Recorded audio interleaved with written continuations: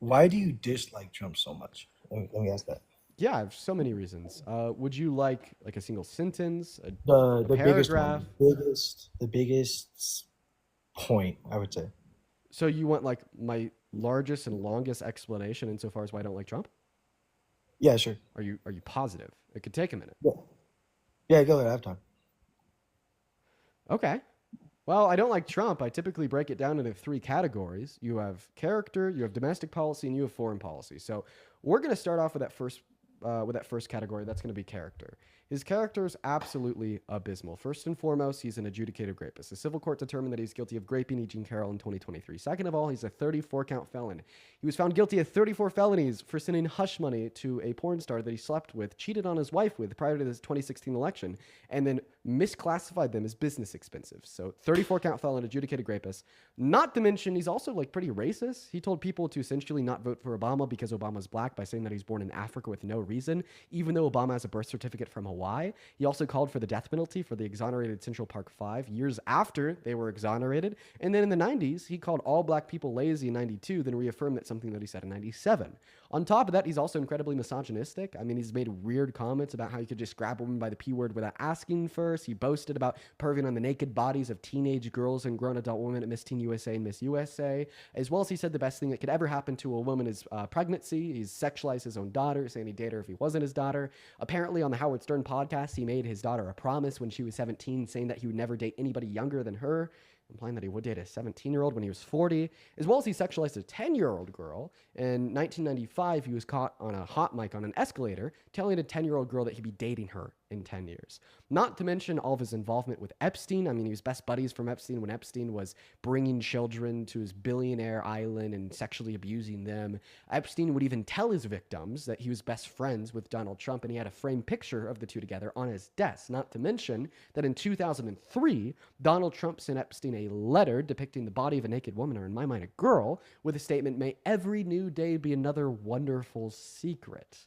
And that's just the beginning about his character. He's a chronic liar. In his first term, he told over 30,000 lies. He's told the largest lie that any sitting president has ever told when he denied the outcome of the 2020 election and convinced 72% of all Republicans in the country to also deny it, instilling virtues of distrust in our civil electoral processes. He's also a raging narcissist. Once again, he baby raged in 2020 when he lost the election to the point that he literally tried to rig and steal it back.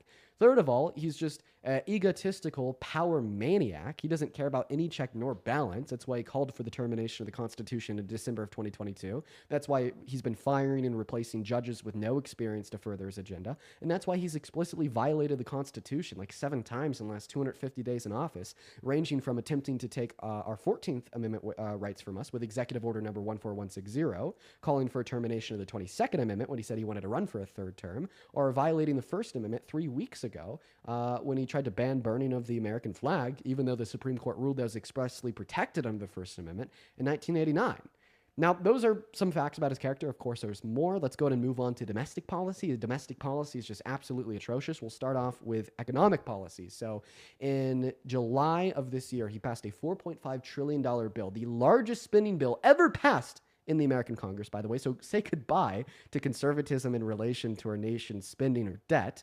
And this $4.5 trillion bill literally redirects and takes money from the poor and gives it to the rich. According to the Center on Budget and Policy Priorities, 51% of income earners in this country are going to be losing money because of the cuts to Medicaid, kicking 10 million people off, the cuts to food stamps, kicking 3 million people off, the cuts to the DOE, kicking 400,000 school children off of free school student lunches and free school student breakfasts, just to further fund tax cuts for the ultra wealthy. Now, in America, if you make over $1 million per year, you're going to be getting an additional 4% back per year. And that's just his economic policy. He has other very terrible domestic policy, ranging from directing SCOTUS to overturn Roe v. Wade, which has now led to the consequence of 60 pregnant great victims per day being denied access to abortion in 10 of our states, or 66 million American women in all 50 states having their human rights infringed upon, as well as we have other terrible domestic policy, like renaming the Department of Defense to the Department of War, then declaring war on American citizens in Chicago and American citizens in DC. But of course, he doesn't care about violent crime as he suggests he does, which is the reason he says he's doing this,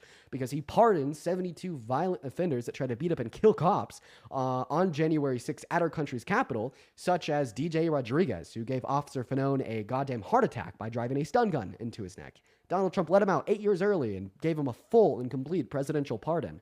Not to mention his terrible immigration policy, the mass deportation. He wants to remove every single undocumented immigrant from this country. That's going to destroy us. According to the American Immigration Council, if we do that, our GDP will fall by a projected $1.1 through $1.7 trillion per year, which is going to destabilize American industries. It's going to increase joblessness claims. It's going to slow GDP growth. It's going to increase poverty, increase crime. Everybody's fucked. We're all fucked. Not to mention, it costs $2 trillion to do it in the next 10 years because we'd be removing 8.3 million of our workers and 11 million of our consumers that pay close to $100 billion per year in taxes. And so there's a little bit about his domestic policy. But his foreign policy is even worse. I mean, he's just bending the knee to Israel. He's saying, oh, what do you need from us so you could continue to genocide more innocent Palestinians? Or, I don't know, he's signing very terrible agreements with the Congo just to exploit them for more of their minerals, so on and so forth, while not ending their conflict with the Rwandan M23 insurgents, but claiming he did. Or imposing tariffs on every single one of our allies, which has now led 23 countries globally to stop all parcel shipments into this country. And is now leading to an increase in power held by other countries like China, Russia, and so on. So we'll stop there. That was about 10 minutes.